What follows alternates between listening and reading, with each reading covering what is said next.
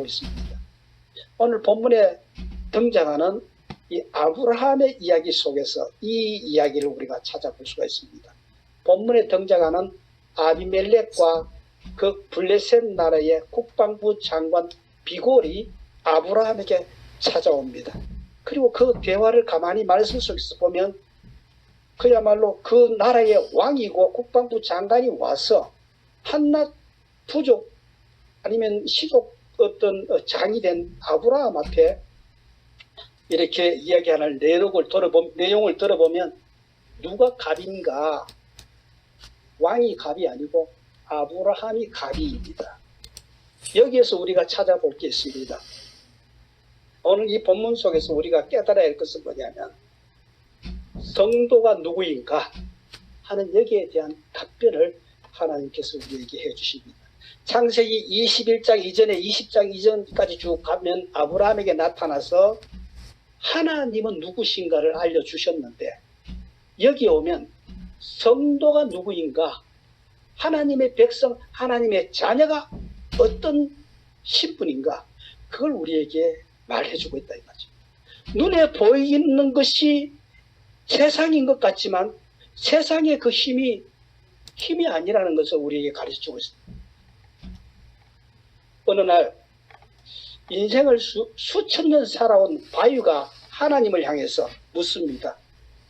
인생들을 바라보니까 어린 시절은 그렇게 어른 되기를 바라더니만 정작 어른이 되니까 나의 어린 시절로 돌아가기를 원하는 이유를 모르겠다고. 돈 벌기 위해서 건강을 잃어버리면서 돈을 열심히 벌더니만 다 벌고 난 뒤에는 병원에다 돈을 갖다 넣는 그런 이유도 또 모르겠다고. 그런 이야기를 하면서 또 오늘 정작 현재를 놓치고 오늘을 염려하다가 미래를 놓쳐버리는, 그래서 정작 오늘도 잊어버리고 미래도 잃어버리는 그런 어리석은 인생들을 이제 지적하고 있는 것을 볼 수가 있습니다. 오늘 이 시간 우리 예배 드리는 우리 식구들, 또 나와 함께 하는 이들에게 한번 사랑한다, 나는 지극히 사랑을 많이 받고 살아가는 존재이다, 이렇게 말했으면 좋겠습니다. 왜? 나는 사랑받는 존재이다, 나는 지금 사랑받고 살아가는 그런 존재다고 이렇게 이야기할 때에 내가 살아갈 이유가 되고 행복의 이유가 되고 행복을 내 마음속에 찾아오는 것입니다. 그래서 행복한 부자는 많이 가진 자가 부자가 아니고 가진 것이 적지만 적은 것을 가지고 만족하고 이웃과 함께 나누는 그 사람이 가장 행복한 부자인 것입니다. 또 놀라운 사실 하나를 더 지적하자면 사람들이 다 인생의 행복을 구하고 있는데 진정한 참된 행복은 어디에서 오는가 하면 내 영혼의 만족과 내 영혼의 주인을 찾는 영혼의 풍성함을 누릴 때 그때에 행복한 삶을 살아갈 수가 있는 것입니다. 이 한 번의 설교가 우리의 인생을 얼마나 행복하게 할 수 있는지는 모르지만 기도하는 마음으로 이 한 편의 설교가 우리 모든 교회 식구들과 더불어서 정말 행복한 만들 수 있는 그런 설교가 되기를 소원합니다. 제가 한 30년 전에 강해 설교를 열심히 연구하던 때가 있었는데 그때에 제가 유명한 그런 목사님을 한번 만났어요. 그 학교에 들어서 강의를 듣고 나름대로 정리를 했는데 그분이 누구냐면 저 홍콩에서 아시아권 CCC 총재를 지낸 필립 팽이라는 그런 박사님이셨습니다. 이분은 옥스포드 영국의 대학을 졸업하고 이런 참 영적인 무브먼트를 일으키는 그런 귀한 인물이셨는데 그분이 한편의 설교를 하는데 제가 깊은 감동을 받아요. 그 설교가 어디냐면 마태복음 11장 28절 말씀이었습니다. 수고하고 무거운 짐진 자들아 다 내게로 오라, 내가 너희를 쉬게 하리라. 이 말씀으로 설교를 하는데 그때 이렇게 배경사를 이야기해 줍니다. 팔레스틴의 농사법은 아주 특이한 법이라 반드시 소 2마리가, 이걸 결이라 그러죠. 2마리가 농토를 갈고 이제 거기에 밭을 일군다는 것이죠. 그래서 그 소 두 마리, 하나는 어미 소고 하나는 어린 소인데 어깨에 두 멍에를 이렇게 달아가지고 뒤에 전기를 끌도록 그렇게 하는 농사법이라는 겁니다. 그런데 여기서 한 가지 중요한 것이 뭐냐면 수고하고 무거운 짐진 자들아 이렇게 할 때에 참 수고함, weary, 염려스러움. 그 다음에 그 영어 성경은 burden. 그건 뭐냐면 정신적인 멘탈의 그 어떤 충격이나 그 모든 것까지 그 수고와 무거운 짐이 이 모든 걸 포함한 그 엄청난 상황 속에 그 멍에를 쥐고 밭을 갈고 가는데 그 멍에의 무게를 어떻게 분별을 하느냐면 어미 소가 그 무게의 모든 부분을 감당하고 어린 소는 그냥 형태만 짐을 지는 거지 거기에는 힘이 실리지 않는다는 것이죠. 오로지 힘이 실리지 않는 그런 가운데 밭을 갈고 함께 가는 이유는 어미가 하는 걸 보고 배우고 그 룰이라는 것이죠. 수고하고 무거운 짐진 자들아 다 내게로 와. 내가 너희를 쉬게 하리라. 아유 레스트 쉬게 하리라. 레스트 쉬게 하리라. 우리가 이 무거운 모든 짐을 지고 어떤 자세로 하나님 앞에 나가느냐. 또 이 무거운 짐을 생각할 때 이야 감당할 수 없는 이 엄청난 무거운 짐인데 그게 아니고 이 엄청난 진짜적인 그 무게는 우리 주님이 지고 가주신다. 이 약속인 것입니다. 그리고 내가 지는 이 짐은 아주 가벼운 짐이다. 그렇게 말씀하고 있습니다.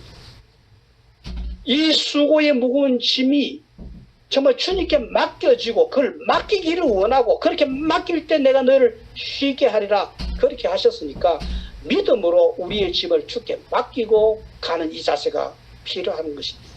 아브라함을 보세요. 오늘 이 나무를 심었죠. 에셀 나무를 심었죠. 이 에셀 나무를 어디에다 심었습니까? 보면은 브엘세바 우물 곁이다 그렇게 이야기를 하고 있습니다. 브엘세바, 브엘은 뭐냐면 우물이라는 말입니다. 세바는 뭐냐면 맹세의 우물, 언약의 우물. 거기에 그 곁에다가 에셀 나무를 심고. 근데 이 에셀 나무 지금 여러분들이 보시고 계시죠? 화면으로 에셀 나무 제가 보내드렸죠. 이 에셀 나무는 사실 우리가 가만히 보면 어떻게 생겼느냐. 물론 뭐 여러 가지로 설명할 수 있겠습니다만은 꼭 같은 건 아니지만 향나무 영어로 주니페르 포르투게스로 주니페르 이런 나무하고 똑같은 비슷한 유형이다. 그럼 잎사귀가 그렇게 비슷하지만 꼭 그 나무는 아니고 왜냐하면 에셀 나무에는 꽃이 피기 때문인 것입니다. 그게 이 에셀 나무가 중요한 것이 아니고 이 아브라함은 이 브엘세바 맹세의 우물 그 언약의 우물 곁에다가 이 에셀 나무를 심고 거기서 중요한 건 뭐냐면 영원한 하나님을 영원하신 하나님을 예배했다. 이게 33절의 말씀인 것입니다. 아브라함이 영원하신 하나님 여기 중요한 건 영원하신 하나님이에요. everlasting God 하나님이 영원하신 이 하나님을 제가 여러분들과 함께 나누기를 원하는 것입니다. 어떤 제한적인 우리와 같이 인생과 같이 제한적이고 뭐 할 수 없는 그런 무능한 하나님이 아니라 그 무제한적이고 전지전능하시고 모든 것을 할 수 있고 무궁 끝이 없는 다함이 없는 그런 그 능력의 하나님 그 영원하신 하나님 이 하나님을 우리가 예배하고 우리가 그렇게 예배할 수밖에 없는 이유를 오늘 에벤에셀의 물에서 에벤에셀이 아니고 브엘세바의 우물 곁에서 이야기를 하고 있다 이 말입니다.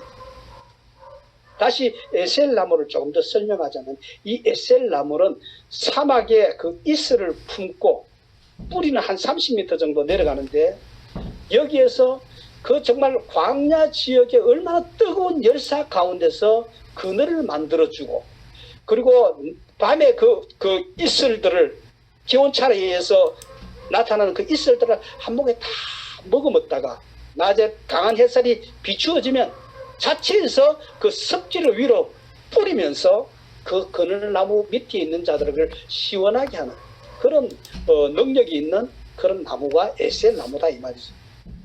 그런데 이 아브라함이 이 에셀 나무를 여기 왜 심었느냐?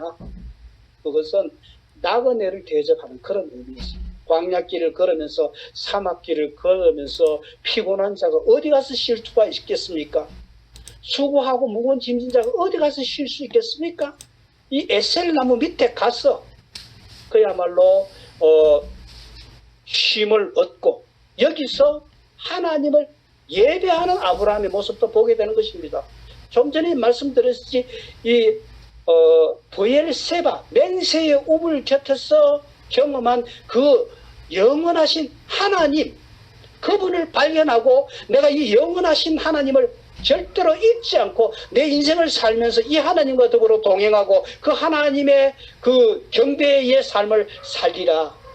한마디로 위로는 하나님을 사랑하고 아래로는 이웃을 사랑하는, 한문으로 말하면 경천애인, 하늘을 사랑하고 이웃을 사랑하는 이 계명을 붙들고 이 약속을 붙들고 내 인생 광야길을 뚜벅뚜벅 걷는 인생을 살고자 하는 그 다짐이 아브라함을 통해서 여기서 나타나고 있는 것입니다. 여러분들, 우리 하나님은 우리에게 어떤 하나님으로 다가오셨습니까? 온갖 참 우리가 감당할 수 없는 힘든 일을 만나는 가운데서도, 그 가운데서도 정말 주님이 영원하신 하나님으로 내 길을 인도하시고 나의 모든 것이 되신다는 그 고백으로 오늘 하루하루를 살아가고 있습니까? 사실 우리가 인생을 살아가노라면 우리 주님이 이 땅에 왜 오셨는지 늘 말씀을 전해드립니다만 우리 죄인들을 구원하시기 위해서 오셨잖아요. 요한복음 8장에 보면은 가늠한 한 여인이 나타납니다.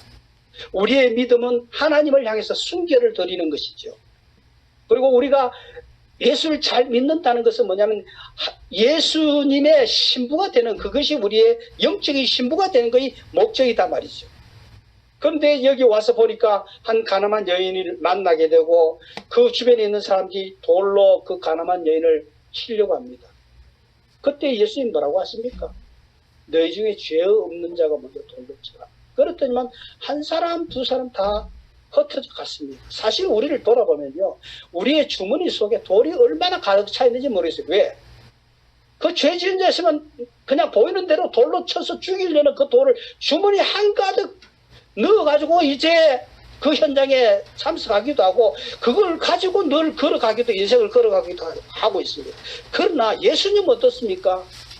그 현장에 오셔서 돌 들고 치려는 그 사람들 향해서 내가 너희를 대속하러 왔다. 내가 너를 다시는 정죄하지 않는다. 우리 주님은 우리가 어떤 죄를 저질렀어도 무슨 일을 했어도 우리를 정죄하거나 돌로 치지 않는 그런 주님인 줄로 믿습니다. 그러나 이 사랑의 주님이 죄를 몰라서 그럴까요? 우리가 실수한 걸 몰라서 그렇게 할까요? 주님은 그렇습니다. 내가 다 안다. 그렇지만 나는 이미 이 모든 일을 십자가에서 너의 모든 그 죄를 내가 안고 죽기로 다짐하고 왔기 때문에 내게로 오라. 이 영원하신 하나님 앞으로 오라. 이 영원하신 하나님 앞에서 다시 일어서라. 다시 전진하라. 뚝뚝히 묵묵히 걸어가라. 지옥 같은 너의 마음속에서 건지시는 주님, 예수님, 그 손을 붙들고 일어나서 나와 함께 걸어가자. 말씀으로 치유하시고 그분의 사랑과 그분의 사랑하는 눈동자로 우리를 일으켜내는 것입니다. 여기서 한 가지 더 보십시다. 얼마나 인생들이 참 못됐느냐 하면요, 가늠한 여인은 원래 가늠은 둘이가 하는 거잖아요. 남자나 여자나. 근데 여기 잡혀와 있는 현장을 보세요. 여자밖에 없잖아요. 뭐 때문에 이런 상황이 벌어지는 것입니까? 사회 문화입니까? 아니면 나의 어떤 좀 잘못된 그런 생각들입니까? 그것도 우리가 지적할 수 있겠지만 더 중요한 것은요, 여기 현장에 잡힌 이 여인의 문제가 아니라 주님은 항상 우리에게 말씀합니다. 이 죄는 네가 이 죄가 나오기 전에 네 마음속에부터 먼저 업욕을 품었다는 것이죠. 우리에게 먼저 우리의 마음속을 살피시는 그 하나님, 우리의 정신을 살피시는 그 하나님, 우리의 영혼을 진단하시는 그 하나님, 그 하나님이 우리에게 오셔서 정신 차려라. 네가 그렇게 큰 소리 칠 수 있는 인물이야? 그렇게 물으실 때에 너는 지금 외식에서 건짐 받아라. 네 잘남에서 건짐을 받아라. 너 혼자만 당당하다고 하는 거기에서 건짐을 받아라. 이 건짐을 받은 그런 자세로서 여기 에셀 나무를 심고 이 하나님, 이 만난 이 하나님을 붙들고 영원히 하나님을 섬기고자 결단하는 이 아브라함의 모습을 볼 수가 있는 것입니다. 부엘세바, 다시 이야기합니다. 부엘은 우물입니다. 세바는 뭐냐 하면 맹세한다. 맹세의 우물입니다. 맹세의 우물에서 결국 아브라함은 축복의 우물을 만나는 것입니다. 그리고 에셀 나무를 심는 것입니다. 그리고 거기에서 아브라함은 경험을 하죠. 그 주변에 있는 인물들과 화해하죠. 보세요. 아까 말씀을 드릴 때에 이 아비멜렉과 국방부 장관 비골이 아브라함에서 을이 되었다. 그런 이야기를 했어요. 한 나라의 왕이 국방부 장관이면 다 가진 사람들인데 왜 힘없는 그 이민족, 그 이민 생활을 해가는 이방 민족, 이 아브라함을 보면서 그렇게 갑으로 대접을 하는 이유가 뭡니까? 지금 이 아브라함이 여기에서 블레셋에서 한 5년 정도 생활한 것 같아요. 이렇게 역사적으로 이렇게 따져보면. 근데 이 5년 동안 사는 동안에 아브라함이 얼마나 힘든 경험들을 많이 했는지 몰라요. 우물을 팠는데 우물을 덮어버렸어요. 이 우물을 덮는다는 것은 이거는 전쟁을 선포하는 것입니다. 왜? 사막 지역에 물 없이 어떻게 살아가요? 가축을 어떻게 먹입니까? 내 땅이니 너는 가라. 이런 전쟁 선포였어요. 그런데 거기에 대해서 아브라함 한마디 대꾸도 안 하고 지금 5년 동안 지나는 가운데 마지막 여기 와서 보니까 이 아비멜렉과 비골은 어떻게 이야기합니까? 내가 너희들 여기 와서 한 5년 동안 사는 거 보니까 당신들의 삶은 다른 삶이에요. 하나님이 함께 계시고 하나님 복 주시는 그 삶이 우리의 눈에 보였어. 우리가 너희를 우습게 여긴다면 하나님이 우리 나라와 우리 가족들을 해할지 모르겠다. 그러니 내가 이제 와서 당신에게 사오가고 당신을 지금 이렇게 선대하니 선하게 대접하고 귀하게 높여주니 이 자리에서 약속을 하라고. 당신과 당신의 가족들이 우리의 가족과 우리의 후손들에게 이렇게 선대해 주시기를 그렇게 약속하라고. 이렇게 이야기하는 것입니다. 참 이민생활 하면서요. 말 못할 고민들, 아픔들이 참 많죠. 우리의 기억은 잊었지만 내 몸이 기억하는 것 같아요. 왠지 모르게 어느 날 내 몸이 아파오기 시작하고 내 몸이 어떤 병든 모습으로 나타나기 시작해요. 어디에서 온 겁니까? 내 기억에 지난날 모든 아픔과 흔적들, 상처들은 다 잊어버렸는데 그런데 그 뒷날 살아보니까 그게 내 몸의 흔적으로 다가오는 것을 느끼게 되고 이게 이민생활이고 이게 우리의 그 인생들이 아니겠습니까? 자, 그렇다면 여기에서 우리가 지난날을 향해서 손가락질하고 정말 부정적이고 그런 삶을 살겠습니까? 여러분들 다 잊어버리고 오늘 이 아브라함은 그 모든 것들을 하나님 앞에 바라고 하나님만 바라보고 5년 동안 지나가 되니까 결국은 그들이 아브라함 앞에 무릎을 꿇고 당신이 정말 하나님 복 주시는 인생입니다 하는 것을 고백하게 되는 것을 우리가 보게 됐단 말이죠. 여러분들, 저와 여러분들은 이 인생을 위해서 이 브라질의 부름을 받았고 여기에서 오늘도 내일도 살아갈 것입니다. 많은 그리스도인들이나 우리 주변의 지금 상황에서 나를 판단하지 마십시다. 하나님은 우리의 역사의 변두리에 놓지 아니하시고 항상 중심부에 놓고 우리를 통해서 역사를 일으키시는 우리는 바로 역사의 주인공들입니다. 그런 의미에서 우리 교회 힘없는 작은 소자 하나를 할지라도 무시하지 마십시다. 어느 날 어느 순간에 하나님은 그를 아주 놀랍게 사용하실 것입니다. 가정에서도, 일터에서도, 학교에서도, 우리의 삶의 모든 영역에서도 지금은 우리보다 저 사람이 더 힘있어 보이지만 그 힘 아무것도 아닙니다. 지금은 저분이 사회적인 신분이 있고 또 나의 위치를 결정하는 그런 역할이 있는 것을 생각해서 그렇게 결단하는 건 너무나 어리석은 일입니다. 이런 일에 휘말리지 마십시다. 아비멜렉이 보았던 그 신비한 느낌을 보십시오. 그 믿음을 보십시오.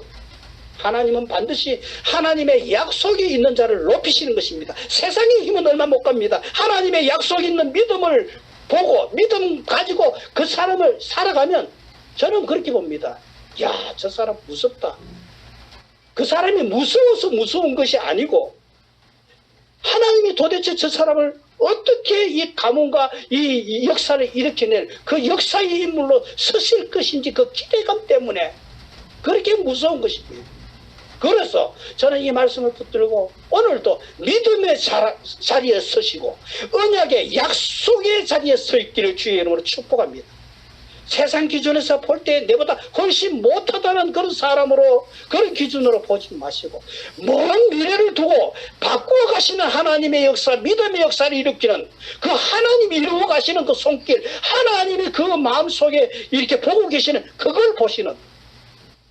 그래서 23절 그렇지 않냐. 선대하도록 약속해라. 맹세해라. 내가 너에 잘해줬으니 너도 나를 기억하고 잘해주라. 그렇게 부탁을 하고 있지 않습니까? 그리고 마지막으로 따질 때가 되니까 아브라함이 그 아비멜렉 말 한마디 잘못하면 그 생명이 위태로운 그런 상황 아닙니까? 그런데 그때야말로 33절 아브라함이 아비멜렉에게 이야기합니다. 너희들이 왜 내 우물을 덮었나? 아까도 이야기했지만 우물은요 전쟁 선포의 의미를 가지고 있는 것입니다. 왜 먹고 살아야 되는데 그거 덮어버리고 그거 막아버리고 그런데 그게 노하지 아니하고 점잖하게 아브라함이 왜 우리 우물을 덮었습니까? 그랬더니만 이 아비멜렉이 뭐라고 되면 나 몰랐다. 몰랐을까요? 두 가지를 생각할 수 있죠. 몰라서 몰랐을 수도 있고 알고도 모른 척 했을 수도 있지만 알고 모르고 모르고 알고 이게 그 중요한 것이 아니고 내가 짚을 수 있고 내가 확인할 수 있는 그런 기회가 왔다는 것입니다. 왜 우물을 덮어버렸나? 왜 우물을 덮어버렸습니까? 이 질문이 저와 여러분들 속에 평생의 책망으로 떨어지기를 원합니다. 성경은 우리의 우물입니다. 성경 안에 그리스도는 예수 주인공입니다. 하나님은 우리의 축복의 근원입니다. 왜 우리가 이 축복의 근원을 덮고 계십니까? 브엘세바의 우물은 우리의 믿음입니다. 믿음의 우물입니다. 말씀의 우물입니다. 찬양의 우물입니다. 그리스도라는 우물을, 기도라는 우물을 왜 계속 파지 않고 있느냐 걱정하고 계십니다. 오늘 이 예배 우리가 드리는 이 예배는 이 두 가지 질문을 향해서 우리에게 계속 질문하고 있는 것입니다. 왜 믿음의 우물을 덮었나? 우한 페레메 때에 왜 예배의 문을 닫아버렸느냐? 혼자 있으면 얼마나 괴롭고 힘듭니까? 그러나 우리의 기도의 선물을 주셨습니다. 얼마나 무섭고 좋은 감사의 선물입니까? 내가 누구에게도 내 억울한 마음을 말하지 못할 때에 내 모든 진심을 주님 앞에 쏟아놓고 주님 왜 이러십니까? 왜 이렇게 하십니까? 이렇게 질문할 수 있는 이 우물이 있다는 것. 이 우물을 계속 파고 바쁘다고 하지 말고 우물을 계속 파십시오. 믿음은 사람들이 하는 일입니다. 내 말씀의 영, 믿음의 영이 우물을 파는 일이 필요한 것입니다. 그러고 나면 주님은 우리에게 선물을 주십니다. 믿음으로 나오는 자에게 상 주시는 이심을 잊지 말라고. 하나님 앞에 믿음으로 내가 나갈 때 하나님은 반드시 상을 준비하고 계시다고 이야기하고 있지 않습니까? 선물이 뭡니까? 기대하지 않는 선물이죠. 기대하지 않는데 주시는 것이죠. 당연한 게 아니죠. 주님은 우리에게 필수적인 것만 해주시는 그런 하나님, 그것만 붙들고 가는 그런 어린 신앙에서 내가 이거 필요하면 이거 구하고 그것도 응답받고 가는 그런 정도에서 지났어. 이제는 별도의 선물, 하나님이 따로 준비한 그 선물, 그걸 기대하면서 그것도 기대하면서 가는 그런 선물을 기대하고 에셀 나무를 심는, 좀 전에 이야기했던 이 에셀 나무는 하나님 예배하는 나무라 그랬지. 영생을 두고 끝이 없으시고 늘 함께 하시고 우리의 모든 것이 되시는 그 하나님을 예배하는 이 에셀 나무를 심으라. 나무는요, 나를 위해 심는 거 아니에요. 나무 심으면 10년 후에야 덕을 본다 그러지 않아요? 무슨 말입니까? 내가 믿음으로 나무를 심는 거예요. 내가 덕 보자고 심는 게 아니에요. 내 이웃과 그리고 후손들이 덕 볼 수 있는 나무를 심어가는 그런 예배가 되는 것입니다. 평생 여기에서 에셀나무 앞에서 내가 그 옛날 이 참 내 미래를 여기에 심었지요. 주님 나를 복 주실 것을 약속으로 내가 언약을 붙들고 하나님 예배함을 심었지요. 이 영원하신 하나님 여호와의 이름, 이것을 누리시는 한 주간이 되기를 원합니다. 내 마음속에 분노가 날 때도 누리시고, 실망이 될 때도 누리시고, 한숨이 올 때도 누리시고, 절망이 올 때도 감사와 찬송의 이름을 누리십시다. 혼자 길 갈 때도, 혼자 운전하고 갈 때도 주님 나와 동행하시고 주님 내 안에 계시니 그 이름 부를 때 정말 내가 그 주님의 영 안으로 들어가는 것이고 주님과 하나 되는 것이고 내게 주시는 구원의 성물을 수고하고 무거운 짐진 자들아 다 내게로 내가 너를 쉬게 하리라, 그것을 누리게 되는 것입니다. 이 만남이, 이 축복이 우리 교회와 우리의 가정 속에 계속 일어나고 있는지, 이 복을 우리가 전하고 있는지, 이 우물을 덮지 말고 이 우물 속에서 자꾸 우물을 건져내는, 길러내는 저와 우리가 되시기를 원합니다. 인내하십시다. 정말 견디기 힘든 상황을 우리 교회와 우리 식구들이 만난 것 압니다. 제가 책을 읽으니까 이런 책의 글이 있습니다. 스마트폰 우리 많이 사용하지요. 그 앞에 유리가 강화 유리입니다. 그런데 이 스마트 광화 유리가 고릴라라는 이름을 가졌다 그래요. 그런데 이 유리가 30년 만에 빛을 보게 됐다는 것이죠. 미국의 유명한 유리 제조업체 코닝사, 우리 뭐 코닝 그릇 많이 썼죠. 이 그릇을 이제 1960년대에 개발했는데 망치로 때려도 부셔지지 않는 그런 유리를 만들었어요.